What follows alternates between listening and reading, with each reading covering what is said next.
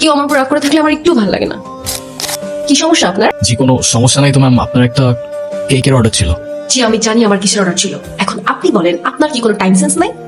কেকটা আমি সকালবেলা অর্ডার করছি, এখন অলমোস্ট বিকেল। এখন কেকটা যদি নষ্ট হয়ে যায় না, আপনার কিন্তু খবর আছে।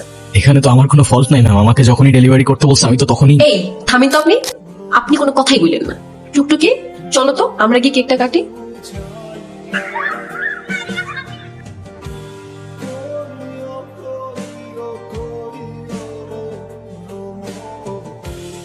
হ্যাঁ নেন। ইটস ওকে, লাগবে না। আচ্ছা সরি, আমি আসলে বুঝতে পারিনি আমার কথায় আপনি এভাবে মন খারাপ করবেন।